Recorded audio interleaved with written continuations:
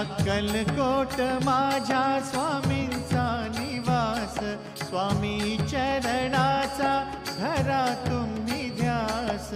अक्कलकोट माझ्या स्वामींचा निवास, स्वामी चरणांचा धरा तुम्ही ध्यास. जारे जारे सारे स्वामी दर्शनाला, स्वामी पूजनाच्या सोहळ्याला, स्वामी पूजनाच्या सोहळ्याला.